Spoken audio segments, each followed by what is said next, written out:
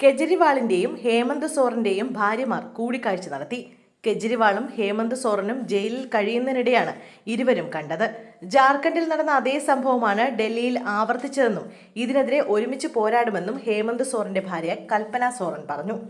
ഡൽഹി മദ്യനയ അഴിമതി കേസുമായി ബന്ധപ്പെട്ടാണ് കെജ്രിവാളിനെ ഇഡി കസ്റ്റഡിയിലെടുത്തത്. ജാർഖണ്ഡിലെ 600 കോടിയുടെ ഭൂമി ഇടപാടുമായി ബന്ധപ്പെട്ട കേസിലാണ് ഹേമന്ത് സോറനെ അറസ്റ്റ് ചെയ്തത്. അറസ്റ്റിന് തൊട്ടുമുമ്പ് ഹേമന്ത് സോറൻ രാജിവെച്ചതിനാൽ ചമ്പൈ സോറനാണ് നിലവിൽ ജാർഖണ്ഡിൽ മുഖ്യമന്ത്രി പദം വഹിക്കുന്നത്.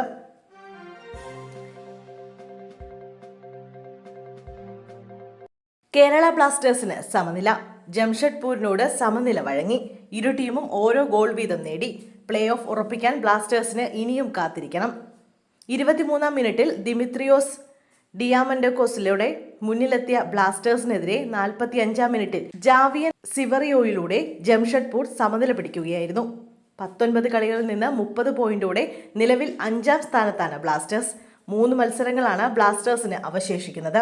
ബുധനാഴ്ച കൊച്ചിയിൽ നടക്കുന്ന മത്സരത്തിൽ ഈസ്റ്റ് ബംഗാളിനെ നേരിടും. പിന്നീട് ഏപ്രിൽ 6-ന് നോർത്ത് ഈസ്റ്റ് യുണൈറ്റഡുമായി മത്സരിക്കും. 12-ന് ഹൈദരാബാദ് FCയുമായിട്ടാണ് അവസാന മത്സരം. സ്വന്തം ഗ്രൗണ്ടിൽ ഒരു മത്സരം മാത്രമാണ് ബ്ലാസ്റ്റേഴ്സിനുള്ളത്. ശേഷിക്കുന്ന 2 മത്സരങ്ങളും എതിരാളികളുടെ ഗ്രൗണ്ടിലാണ്.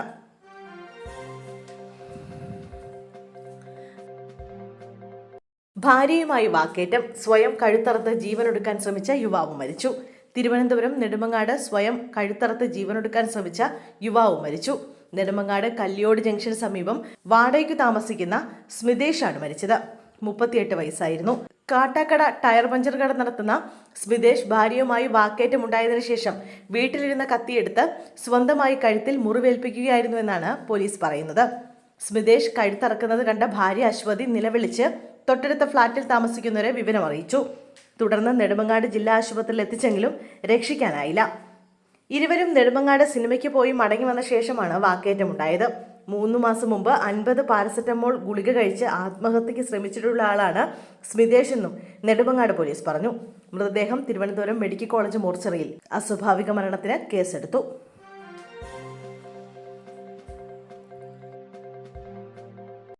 അരുണാചൽ പ്രദേശിൽ 10 BJP സ്ഥാനാർത്ഥികൾ എതിരാളികളില്ലാതെ നിയമസഭയിലേക്ക് തെരഞ്ഞെടുക്കപ്പെട്ടു.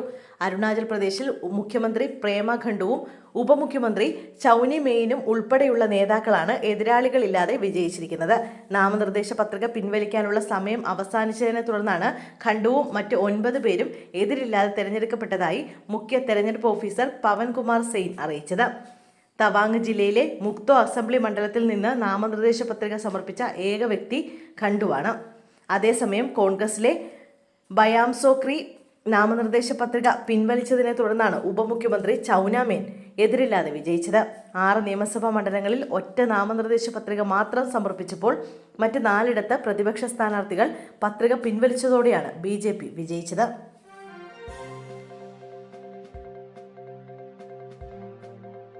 BJP പോസ്റ്ററിൽ കേരളത്തിലെ JDS നേതാക്കൾ. കേരളത്തിൽ LDF മുന്നണിയിലുള്ള JDSന്റെ സംസ്ഥാന അധ്യക്ഷൻ മാത്യു ടി തോമസിന്റെയും മന്ത്രി K കൃഷ്ണൻകുട്ടിയുടെയും ചിത്രങ്ങളാണ് കർണാടകയിലെ BJPയുടെ പോസ്റ്ററിലുള്ളത്. ബംഗളൂരു റൂറലിൽ BJP സ്ഥാനാർത്ഥിയായ ഡോക്ടർ മഞ്ജുനാഥയ്ക്ക് സ്വീകരണം നൽകുന്നുവെന്ന പോസ്റ്ററിലാണ് LDF നേതാക്കളുടെ ചിത്രങ്ങളുള്ളത്. JDSന്റെ സേവാദൾ നേതാവ് ബസവരാജാണ് പോസ്റ്റർ ഇറക്കിയിരിക്കുന്നത്. JDS ദേശീയ തലത്തിൽ NDAയ്ക്കൊപ്പമാണെങ്കിലും കേരളത്തിൽ LDFനൊപ്പമാണ്. ബംഗളൂരുവിലെ റെയിൽവേ ലേഔട്ടിൽ നടത്തിയ പരിപാടിയുടെ പോസ്റ്ററിലായിരുന്നു കേരളത്തിലെ JDS നേതാക്കളുടെ ചിത്രങ്ങൾ ഉണ്ടായിരുന്നത്. എന്നാൽ പരിപാടി നടത്തിയപ്പോൾ സ്റ്റേജിൽ ഇവരുടെ ചിത്രങ്ങൾ ഉണ്ടായിരുന്നില്ല. ഇത് സേവാദൾ സ്വന്തം നിലയ്ക്കിറക്കിയ പോസ്റ്ററാണെന്നും പാർട്ടിക്ക് ബന്ധമില്ല എന്നുമാണ് BJP പ്രതികരിച്ചത്.